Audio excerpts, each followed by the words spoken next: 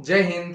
Head constable ministerial और ASI steno, इन दोनों के जो प्रमोशन होते हैं कि किस रैंक तक, जो अपर रैंक लास्ट है वो वहां तक कैसे पहुंचते हैं, कौन कौन सी योग्यता वाले पहुंच पाते हैं या कितने एग्जाम क्वालिफाई करके वहां पे पहुंचते हैं और कौन कौन सी रैंक बनती है, जो उसका स्टेप है, जो सीनियरिटी का जो क्रम है, उसको हम इस वीडियो में बताएंगे कि आप जब एचसीएम बन जाएंगे तो उसके बाद आप किस पोस्ट तक पहुंचेंगे, और जब आप एएसआई स्टोनो बन जाते हैं उसके बाद में आपकी लास्ट पोस्ट क्या होती है, जो अपर पोस्ट है, कहां तक आप प्रमोट होके जाएंगे।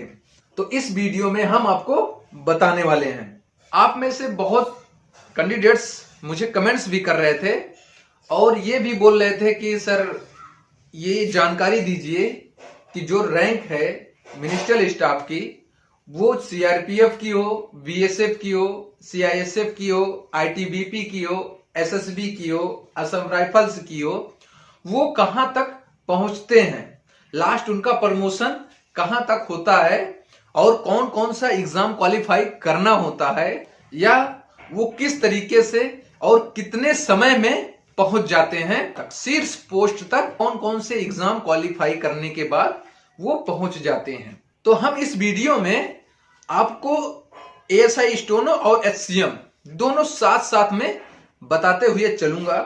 आपके सामने स्क्रीन पे भी दिखेगा, उस रैंक का जिक्र होगा कि कौन सी रैंक के बाद कौन सी रैंक आपको मिलती है और कितने दिनों में मिल जाती है।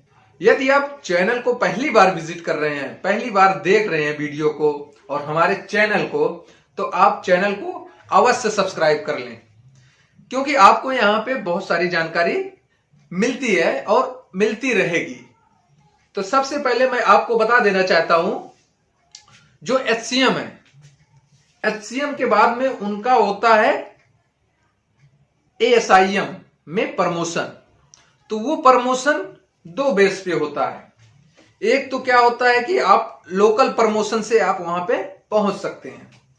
लोकल प्रमोशन का मतलब है कि बिना कोई एग्जाम क्वालिफाई किए आप वहां तक पहुंच सकते हैं। एचसीएम के बाद एक होता है, उसी में आ जाता है डिपार्टमेंटल एग्जामिनेशन, एचसीएम टू एएसआईएम। तो वहां पे आपको डिपार्टमेंटल एग्जाम क्वालिफाई करने होंगे, जिसके लिए आपको 3 चांस दिया जाता है। यदि आप क्वालिफाई कर लेते हैं तो आप एएसआईएम जल्द बन जाएंगे। जो पिछले वाले कैंडिडेट्स रहेंगे या पिछले वाले कार्मिक रहेंगे उनसे पहले। ऐसा क्यों?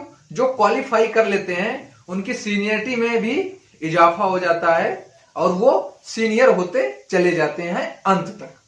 और यहीं पे बता दूं एएसआई स्टोनो का, तो एएसआई स्टोनो लगभग 5 साल बाद एसआई पीए बन जाते हैं, सब इंस्पेक्टर पर्सनल असिस्टेंट। एएसआईएम से एसआईएम, देखिए एएसआईएम से एसआईएम का कोई एग्जामिनेशन नहीं होता है, विभागीय परीक्षा नहीं होती है, वो डायरेक्ट नॉर्मली प्रमोट होके एसआईएम बनते हैं। लगभग 8 साल लग जाता है यहां पे आपको एसआईएम बनने के लिए। स्टोनो को बताएं तो जो सब इंस्पेक्टर पीए हैं उनका प्रमोशन हो जाता है इंस्पेक्टर पीए, इंस्पेक्टर पर्सनल असिस्टेंट। मैक्सिमम 8 साल लग जाते हैं, उतने में वो बन जाते हैं।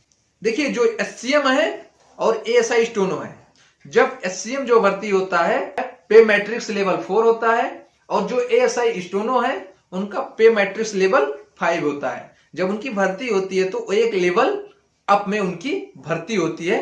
इसलिए जब वो एएसआई स्टोनो से प्रमोट होते हैं तो सब इंस्पेक्टर पीए में डायरेक्ट प्रमोट हो जाते हैं, और जब यहां एचसीएम प्रमोट होते हैं तो असिस्टेंट सब इंस्पेक्टर मिनिस्ट्रियल में प्रमोट होते हैं।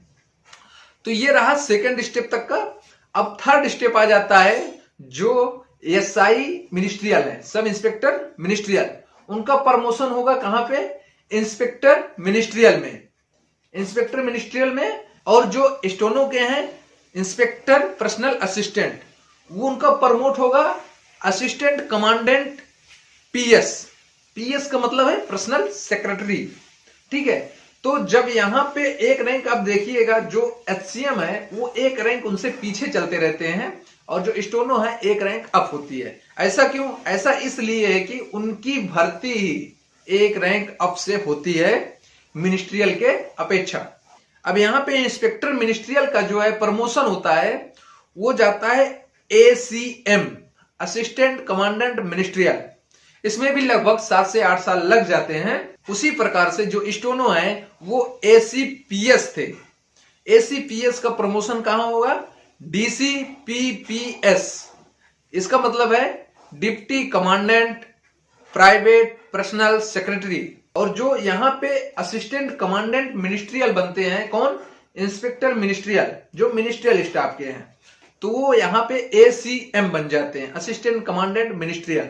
यहाँ पे इनका भी एक जियोज रैंक दे देता है, जो गजेस्टेड रैंक दे देता है, राजपत्रित अधिकारी रैंक में ये कन्वर्ट हो जाते हैं, राजपत्रित अधिकारी हो जाते हैं।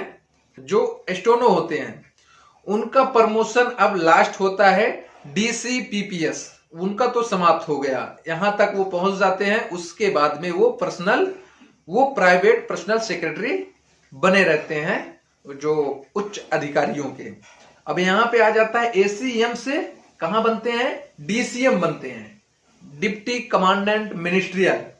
तो डिप्टी कमांडेंट मिनिस्ट्रियल सबसे अपर रैंक है, शीर्ष रैंक है मिनिस्ट्रियल स्टाफ की। और जो स्टोनो में है deputy commandant private personal secretary, ये भी शीर्ष पद है।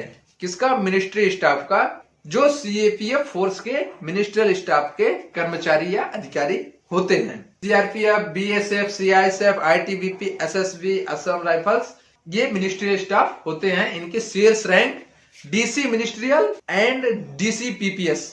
जैसा कि आप थंबनेल में देखे होंगे, आपको 1 2 3 4 5 6 ऐसा स्टेप करके वहां पे समझाया गया है ग्राफ के माध्यम से, तो वहां पे आपको समझ में आया होगा। तो दोस्तों, आपको यहां पे रैंक के बारे में जानकारी हो गई होगी, तो आपको इसी प्रकार से प्रमोशन मिलता है। और इसके लिए आपको बहुत सारी चीजों को बचा के रखना होगा, अपने व्यक्तिगत व्यवहार को। इन सब पे हम चर्चा करेंगे नेक्स्ट वीडियो में। तो यदि आपको वीडियो इंफॉर्मेटिव लगा है तो आप वीडियो को अपने दोस्तों में शेयर कर देना। चैनल पे नए होना तो आप जरूर चैनल को सब्सक्राइब कर लेना। एक लाइक का बटन दबा के अपने दोस्तों में शेयर अवश्य कर देना। जय हिंद, धन्यवाद।